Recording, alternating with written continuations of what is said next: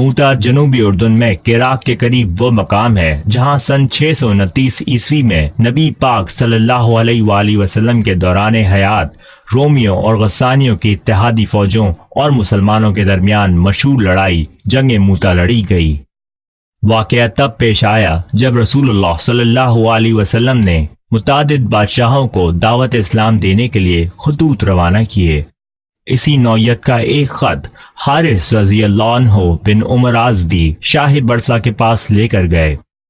جب حارث رضی اللہ عنہ موتا پہنچے تو قیصر روم کے ایک گورنر شرجیل نسانی نے انہیں قتل کر دیا۔ قاصد کا قتل ہر قسم کے اخلاقی اور سیاسی قوانین کے منافی تھا۔ جب یہ خبر رسول اللہ صلی اللہ علیہ وآلہ وسلم تک پہنچی تو فطری طور پر وہ مضطرب ہو گئے۔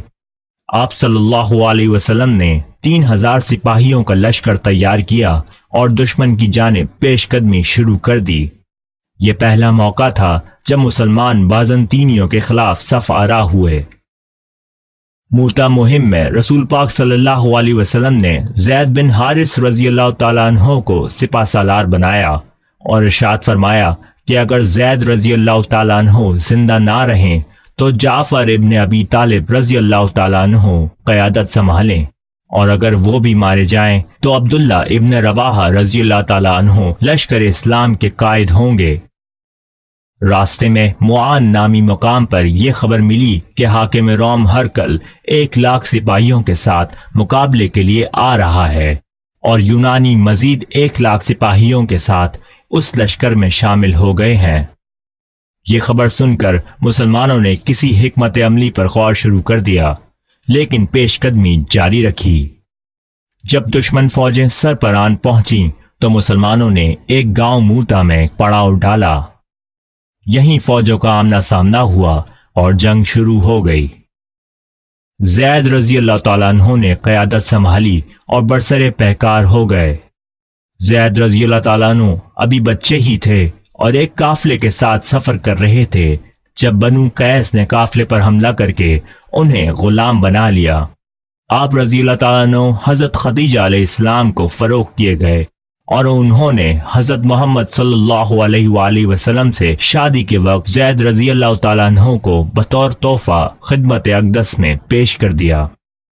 زید رضی اللہ تعالیٰ عنہ کو نبی پاک صلی اللہ علیہ وسلم نے بعد میں اپنا مدبنا بنا لیا۔ زید رضی اللہ تعالیٰ عنہ نبی پاک صلی اللہ علیہ وسلم کے واحد صحابی ہیں جن کا ذکر قرآن پاک میں نام کے ساتھ آیا ہے۔ زید لڑتے ہوئے شہید ہو گئے اور حضرت جعفر ابن ابی طالب رضی اللہ تعالیٰ عنہ نے مسلمان فوج کا پرچم تھام لیا اور بے جگری سے لڑنے لگے۔ آپ رضی اللہ تعالیٰ عنہ نے ارادتاً اپنے گھوڑے کو ناکارہ کر دیا تاکہ میدان جنگ سے واپسی کا کوئی امکان نہ رہے۔ ایک ہاتھ میں پرچم اور دوسرے میں تلوار لیے آپ رضی اللہ تعالیٰ عنہ دشمن کی صفوں میں گھس گئے۔ ایک دشمن سپاہی نے آپ رضی اللہ تعالیٰ عنہ کا دایاں ہاتھ کاٹ دیا، جس سے آپ رضی اللہ تعالیٰ عنہ نے پرچم تھام رکھا تھا۔ آپ رضی اللہ تعالیٰ عنہ نے پرچم کو بائیں ہاتھ میں تھام لیا۔ جب بایاں ہاتھ بھی کٹ گیا تو آپ رضی اللہ تعالیٰ عنہ نے پرچم کو دانتوں میں پکڑ لیا اور لہو لہان بازوؤں سے سنبھال لیا۔ اسی حالت میں کسی نے پیچھے سے ایسا حملہ کیا کہ آپ رضی اللہ تعالیٰ عنہ کا جسم 2 حصوں میں کٹ گیا۔ آپ رضی اللہ تعالیٰ عنہ منصب شہادت پر فائز ہو گئے۔ اس وقت آپ رضی اللہ تعالیٰ عنہ کی عمر 33 برس تھی۔ بعد میں آپ جعفر طیار رضی اللہ تعالیٰ عنہ کے نام سے مشہور ہوئے۔ عربی زبان میں طیار کے معنی ہے وہ شخص جو اپنے پروں کے بل پر بہشت کی جانب محو پرواز ہو۔ حضرت جعفر طیار رضی اللہ تعالیٰ عنہ نبی پاک صلی اللہ علیہ وسلم کے ددیالی رشتہ دار تھے۔ آپ رضی اللہ تعالیٰ عنہ حضرت علی علیہ السلام کے بڑے بھائی بھی تھے۔ آپ رضی اللہ تعالیٰ عنہ قریش کے مظالم کے باعث ہونے والی پہلی ہجرت حبشہ میں شریک تھے۔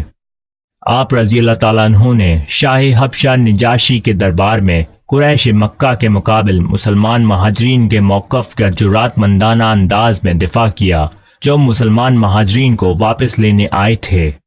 آپ رضی اللہ تعالیٰ عنہ کی شہادت کے بعد عبداللہ بن رواحہ رضی اللہ عنہ نے پرچم اسلام تھاما اور لڑتے لڑتے شہید ہو گئے۔ یہ جنگ بازنطینیوں کی شکست پر اختتام پذیر ہوئی اور مسلمان فوج بحفاظت مدینہ روانہ ہوئی۔